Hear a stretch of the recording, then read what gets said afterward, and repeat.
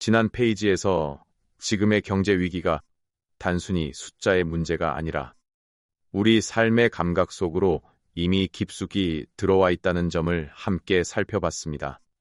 그렇다면 이제는 그 위기 앞에서 정부가 꺼내든 처방이 과연 맞는 방향인지 조금 더 차분하게 들여다볼 차례입니다. 작년에는 소비가 죽었다고 했습니다. 올해는 기름값이 올랐습니다.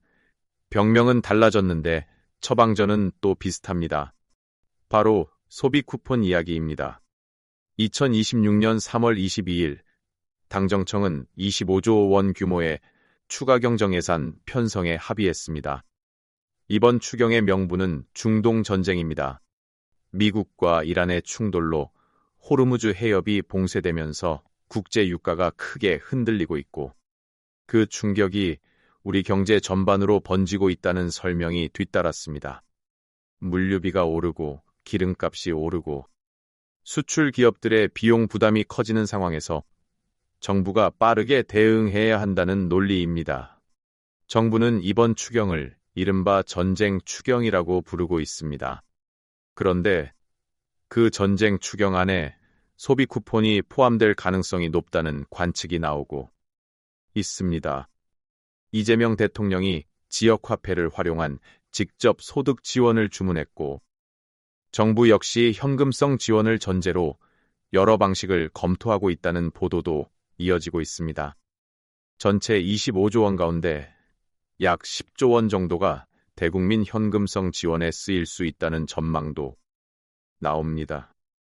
물론 아직 추경안이 국회에 제출된 상태는 아닙니다. 세부 항목도 확정되지 않았습니다. 하지만 큰 방향만큼은 이미 읽히고 있다는 평가가 많습니다. 그래서 이 대목에서 고개를 갸웃하게 되는 분들도 있을 겁니다. 전쟁 때문에 기름값이 오르는 것이 문제라면 왜 동네 식당에서 쓸 수 있는 소비 쿠폰이 해법으로 거론되는 걸까? 바로 이 질문이 이번 추경 논쟁의 핵심입니다. 조금 더 깊이 들어가 보겠습니다. 아마 많은 분들이 작년 상황을 아직도 선명하게 기억하고 계실 겁니다. 2025년 7월 정부는 31조 8천억 원 규모의 추경을 편성했고 그중 약 12조 원가량을 소비 쿠폰 형태로 전 국민에게 지급했습니다. 당시의 명분은 경기 침체였습니다. 코로나 이후 내수가 충분히 살아나지 않았고 소상공인들은 줄폐업 위기에 몰려 있었습니다. 그때의 논리는 비교적 단순했습니다. 사람들이 지갑을 닫고 있으니 정부가 먼저 지갑을 열어 소비를 자극하겠다는 것이었습니다. 실제로 단기적인 효과는 있었습니다. 한국개발연구원 분석에 따르면 소비 쿠폰 지급 직후 유통한 사용 가능 업종의 매출은 평균 약 5% 상승했고 2조 1천억 원 규모의 신규 매출이 만들어졌다고 합니다. 동네 식당에 손님이 몰리고 미용실 예약이 꽉 찼다는 이야기도 실제로 나왔습니다. 분명 단기적으로는 효과가 있었습니다. 그러나 문제는 그 효과가 오래가지 않았다는 점입니다. 쿠폰이 소진되기 시작한 8월, 소매 판매는 18개월 만에 가장 큰 폭으로 꺾였습니다. 반짝 살아났던 시장은 다시 원래 자리로 돌아갔습니다. 불씨를 살리는 데는 성공했지만 그 불이 스스로 타오르게 만들지는 못했던 셈입니다. 쉽게 말해 12조 원을 투입해 6주짜리 효과를 만든 것입니다. 그리고 여기서 올해 상황으로 돌아와야 합니다. 작년과 올해는 병명이 다릅니다. 작년은 수요 부족이 문제였습니다. 사람들이 돈을 쓰고 싶어도 경기가 나빠서 소비를 줄이고 있던 상황이었습니다. 이런 경우에는 소비 쿠폰으로 수요를 자극하는 방식이 어느 정도 논리적으로 맞아떨어질 수 있습니다. 하지만 올해는 다릅니다. 올해의 핵심은 공급 충격입니다. 중동 전쟁으로 인해 기름값이 오르는 것은 우리가 얼마나 소비하느냐와 관계없이 발생하는 외부 충격입니다. 국제 유가는 중동 정세에 따라 움직이는 것이지 우리 국민이 동네 식당을 얼마나 가느냐에 따라 결정되는 것이 아닙니다. 쉽게 말해 기름값이 오르는 문제를 소비 쿠폰으로 해결하려는 것은 감기에 걸렸는데 소화제를 처방하는 것과 비슷한 구조입니다. 없는 것보다는 나을 수 있습니다. 하지만 핵심 문제를 정확하게 건드리지는 못합니다. 그래서 많은 사람들이 정말 이 처방이 맞는가라는 질문을 던지는 것입니다. 여기서 숫자도 잠깐 짚고 넘어가야 합니다. 올해 대한민국 예산은 이미 700조 원을 넘어선 역대 최대 규모입니다. 그런데 그것도 부족하다며 25조 원을 추가하겠다는 것입니다. 지금 국가 채무는 이미 1,300조 원을 넘어섰습니다. 국내 총생산의 절반에 가까운 수준입니다. 정부는 이번 추경 재원을 국채 발행이 아니라 초과 세수로 마련하겠다고 밝혔습니다. 즉, 빚을 새로 내서 충당하는 방식은 아니라는 설명입니다. 표면적으로 보면 작년보다 재정 건전성 측면에서 낮다고 평가할 수도 있습니다. 하지만 여기에도 생각해 볼 지점은 있습니다. 초과 세수가 생겼다는 것은 그 돈으로 국가 부채를 조금이라도 줄일 수 있는 기회가 생겼다는 뜻이기도 합니다. 그런데 그 기회를 소비 쿠폰과 맞바꾸는 것입니다. 직접 빚을 더 만드는 것은 아니지만 빚을 줄일 수 있는 기회를 포기하는 셈입니다.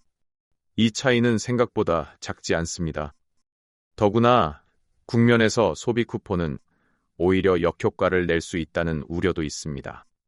이미 역대 최대 예산 집행으로 통화량이 늘어날 수 있는 상황인데 여기에 추경까지 더해져 소비를 자극하면 물가 상승 압력이 더 커질 수 있기 때문입니다.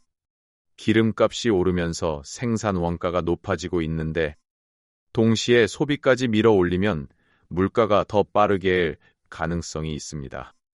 경제학에서는 이런 상황을 스태그플레이션이라고 부릅니다. 경기는 나쁜데 물가는 오르는 가장 피하고 싶은 조합입니다.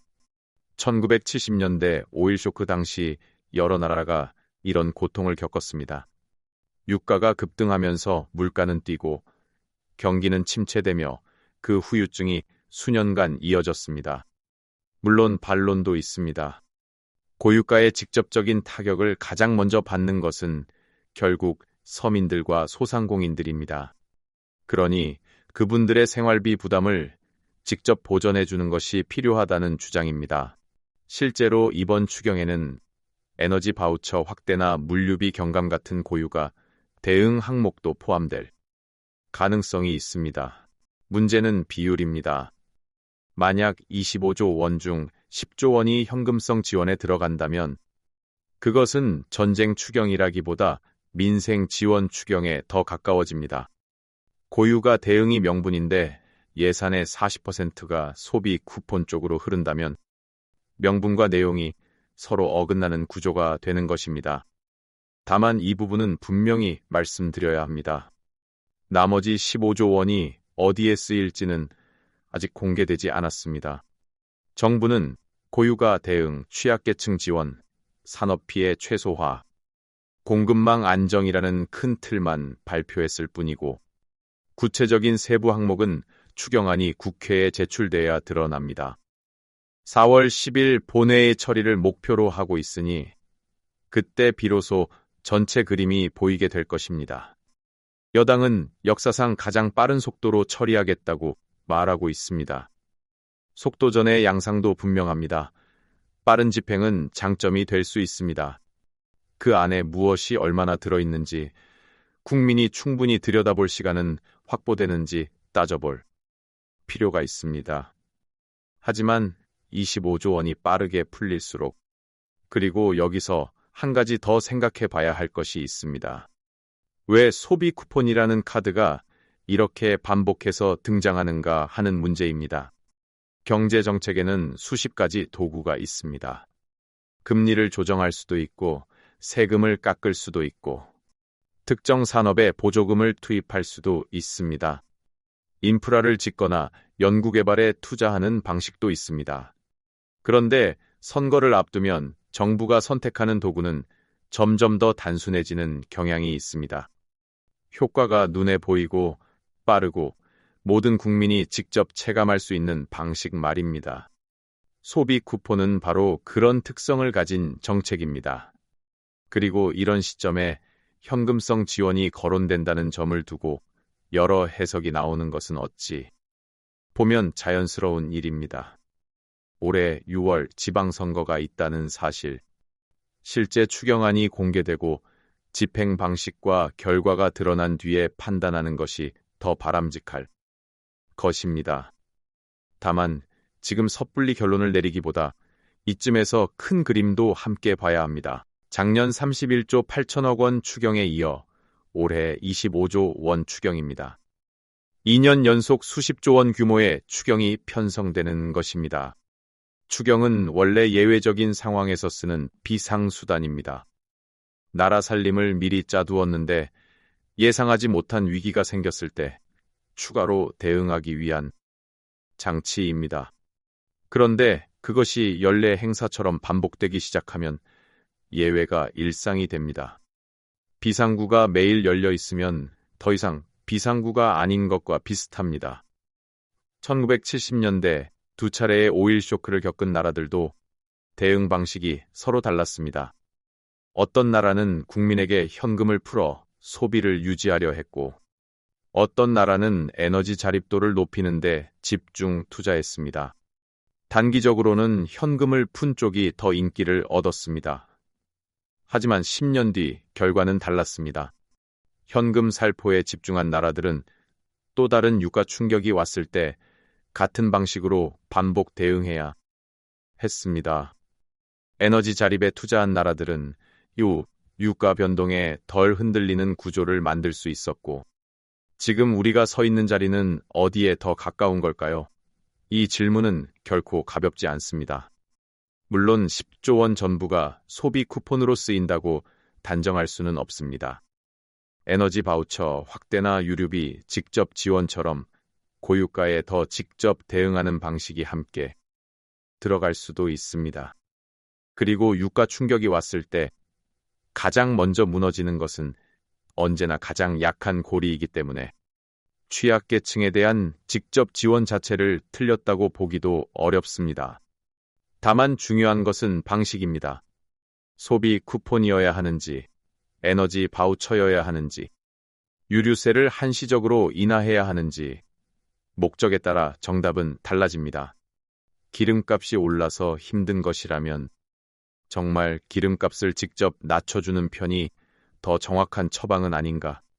바로 이런 질문이 나오는 이유입니다. 숫자를 다시 한번 비교해 보겠습니다. 작년 31조 8천억 원 추경에서 소비 쿠폰에 들어간 돈은 약 12조 원이었습니다. 올해는 25조 원 추경 가운데 약 10조 원이 현금성 지원에 쓰일 것으로 전망됩니다.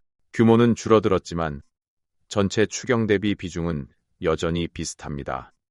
25조 원이 어느 정도 규모인지 감이 잘 오지 않는 분들을 위해 쉽게 말하면 5천만 국민 한 사람 한 사람에게 50만 원씩 나눠줄 수 있는 돈입니다. 그 정도의 자금이 수개월 안에 집행될 수 있다는 뜻입니다. 그래서 그 돈이 어디에서 와서 어디로 가는지 더 꼼꼼히 봐야 합니다. 정부는 이번에 국채를 발행하지 않고 초과 세수를 활용하겠다고 했습니다. 초과 세수란 정부가 원래 예상했던 것보다 더 많이 거친 세금을 말합니다. 겉으로 보면 빚이 늘지 않으니 괜찮아 보입니다. 그래서 작년보다 재정 건전성 측면에서 낮다는 평가도 나옵니다. 초과 세수는 국가 부채를 줄이거나 미래를 위한 적립금으로 쌓거나 구조적 취약점을 보완하는 데 쓰는 것이 이상적이라는 시각도 있습니다. 하지만 재정 원칙으로 보면 개인으로 비유하면 월급이 예상보다 더 들어왔을 때 그 돈으로 빚을 갚거나 저축하는 것이 보다 안정적인 선택일 수 있다는 뜻입니다. 물론 그 돈으로 외식을 한 번 더 하는 것이 잘못은 아닙니다. 다만 지금 같은 상황에서 그것이 최선인지 묻는 목소리가 나오는 것입니다. 현재 대한민국의 재정 상황을 보면 국가 채무 비율은 GDP 대비 49%를 넘어섰고 총액은 300조 원을 상회합니다. 이런 상태에서 초과 세수가 생기면 그 일부라도 부채 관리에 써야 한다는 주장 역시 충분히 나올 수 있습니다. 반면 위기 상황에서는 재정을 써서 충격을 흡수해야 한다는 논리도 분명 존재합니다. 위기 때 돈을 쓰라고 재정이 있다는 케인스식 논리는 오랜 시간 검증된 이론이기도 합니다. 결국 핵심은 두 논리 가운데 어디에 더 무게를 둘 것인가입니다. 그렇다면 고유가 충격에 가장 효과적인 대응은 무엇일까요? 크게 세 방향으로 볼 수 있습니다. 첫째는 유가 자체를 낮추는 방식입니다. 유류세를 한시적으로 낮추거나 에너지 수입선을 다변화해 가격 충격을 완화하는 방법입니다. 기름값이 문제라면 기름값을 낮추는 것이 가장 직접적입니다. 둘째는 피해를 입은 계층을 선별해 지원하는 방식입니다. 화물차 기사나 영세 자영업자처럼 유가 상승의 타격을 직접 받는 계층에게 집중 지원하는 핀셋형 대응입니다. 셋째가 전 국민 현금성 지원입니다. 범위는 넓고 속도는 빠르지만 유가라는 특정 문제를 해결하는 데 있어 정확도는 상대적으로 떨어질 수 있습니다. 지금 정부가 세 번째 방식으로 기울고 있다는 신호가 나오고 있는 상황에서 경제 전문가들 사이에서도 의견이 갈리고 있습니다. 속도와 편의성에서는 현금성 지원이 유리합니다. 선별 기준을 정하고 대상을 가려내는 데 드는 행정 시간과 비용이 줄어들기 때문입니다. 그러나 정확도와 효율성 측면에서는 선별 지원이 더 낫다는 시각도 만만치 않습니다. 한정된 재원으로 최대 효과를 내려면 정말 필요한 곳에 집중해야 한다는 논리입니다. 이번 추경 재원이 초과 세수라는 점도 흥미로운 아이러니를 만듭니다. 세금이 예상보다 많이 거쳤다는 것은 그만큼 경제 활동이 일정 부분 활발했다는 신호일 수도 있습니다. 그런데 그렇게 거친 세금을 다시 소비 쿠폰으로 국민에게 돌려준다면 구조적으로는 세금을 걷었다가 다시 나눠주는 순환이 됩니다. 물론 조세를 통한 재분배는 충분히 정당한 정책 수단입니다. 하지만 그 목적이 고유가 대응이라면 과연 그 목적에 맞게 설계되었는지가 중요합니다. 추경안이 국회에 제출되면 우리가 꼭 봐야 할 것은 크게 세 가지입니다. 첫째, 소비 쿠폰이 실제로 얼마나 반영되는가. 둘째, 그 지급 방식이 작년과 무엇이 달라졌는가. 셋째, 나머지 예산이 정말 고유가 대응이라는 명분에 맞게 설계되었는가. 이 세 가지를 확인하면 이번 추경이 정말 전쟁 추경인지 아니면 전쟁을 명분으로 한 또 다른 성격의 추경인지 어느 정도 판단할 수 있게 됩니다. 그리고 지금 시점에서 한국 경제의 전체 그림도 함께 짚어야 합니다. 중동 전쟁이라는 외부 충격이 터지기 전부터 우리 경제는 이미 여러 도전에 직면해 있었습니다. 미국의 고율 관세 부과로 수출 환경은 악화되고 있었고 반도체를 제외한 제조업 전반은 둔한 흐름을 보이고 있었습니다. 건설업은 장기 침체 국면에 머물고 있었고 내수는 아직 완전히 살아나지 못한 상태였습니다. 그 위에 중동발 유가 충격이 더해진 것입니다. 이처럼 복합적인 위기 앞에서 정부가 추경 카드를 꺼내는 것 자체는 이해할 수 있습니다. 문제는 그 추경의 내용이 각각의 위기에 맞는 처방으로 설계되었느냐는 점입니다. 수출 부진, 고유가, 내수 약세는 원인도 다르고 해법도 다릅니다. 그런데 하나의 도구로 세 가지를 동시에 해결하려 하면 오히려 어느 것 하나 제대로 풀지 못할 수도 있습니다. 소비 쿠폰은 내수를 자극하는 데는 단기적인 효과가 있을 수 있습니다. 하지만 수출 부진을 해결하지는 못합니다. 유가 상승을 직접 낮추지도 못합니다. 결국 세 가지 문제 중 하나에만 부분적으로 대응하는 수단인 셈입니다. 그리고 고유가 충격을 직접 흡수하는 항목들에 집중돼야 한다는 논리가 자연스럽게 나옵니다. 그렇다면 나머지 15조 원은 다른 두 가지 문제, 즉 수출 기업의 물류비 부담과 환율 리스크. 추경안이 공개됐을 때 우리가 정말 확인해야 할 핵심은 여기에 있습니다. 나머지 15조 원이 실제로 고유가와 수출 부진에 맞는 처방으로 채워졌는지, 아니면 포괄적인 민생 지원이라는 이름 아래 여러 항목이 뭉뚱그려졌는지 말입니다. 이것은 단순한 정치적 비판의 문제가 아닙니다. 경제 정책의 효율성에 대한 질문입니다. 25조 원이라는 한정된 재원을 어디에 어떻게 배분하느냐에 따라 같은 돈으로도 결과는 완전히 달라질 수 있습니다. 총알이 25발 있다면 목표를 정확히 겨냥해야 효과가 나지, 사방으로 흩뿌리면 마치는 것도 없고 탄약만 낭비하는 결과가 될 수 있습니다. 물론 정부 입장에서도 현실적 제약은 분명합니다. 다양한 계층이 서로 다른 어려움을 동시에 겪고 있기 때문에 하나의 기준으로만 재단하기는 어렵습니다. 하지만 최소한 우선순위와 근거, 그리고 배분 기준만큼은 투명하게 공개되고 설명되어야 합니다. 그것은 정책 신뢰의 출발점이기 때문입니다. 그리고 이 모든 논쟁의 바닥에는 우리가 자주 잊고 지는 질문 하나가 놓여 있습니다. 정부 예산은 누구의 돈인가 하는 문제입니다. 세금이든 초과 세수든 그 돈은 결국 국민의 주머니에서 나온 돈입니다.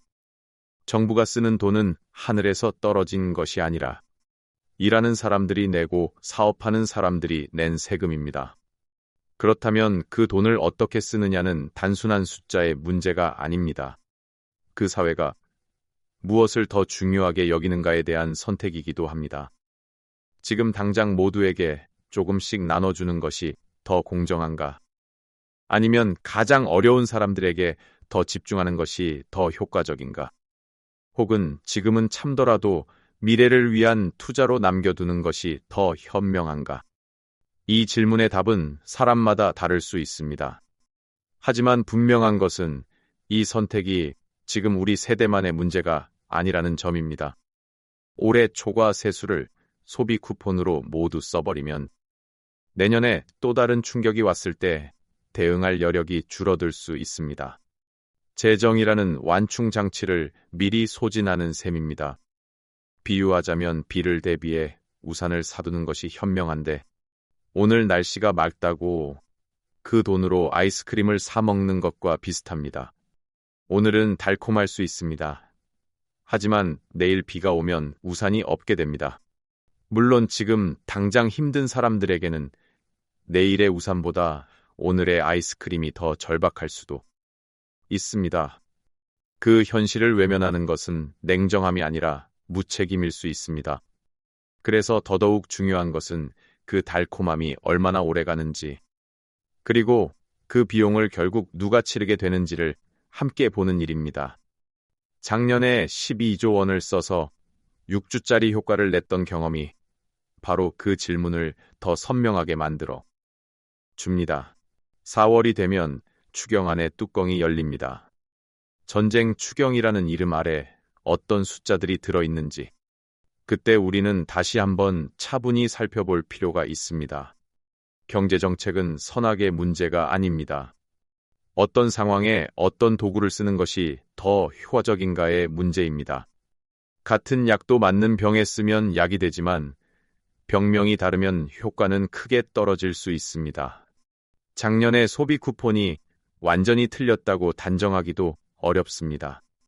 그렇다고 또 같은 카드를 꺼내는 것이 무조건 옳다고 말하기도 어렵습니다.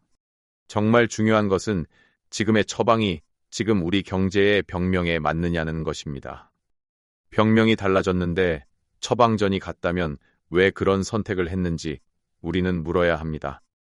그리고 그 답은 추경안의 세역을 꼼꼼히 들여다볼 때 비로소 보이게 될 것입니다. 오늘도 끝까지 함께 해주셔서 진심으로 감사합니다. 이런 경제 이야기를 함께 풀어가는 시간이 세상을 조금 더 선명하게 바라보는 데 도움이 되었으면 좋겠습니다. 여러분은 이번 추경을 어떻게 보시나요? 소비 쿠폰이 다시 필요하다고 생각하시나요? 아니면 이번에는 다른 방식의 처방이 더 필요하다고 보시나요? 댓글로 여러분의 생각을 솔직하게 남겨주시면 정말 감사하겠습니다.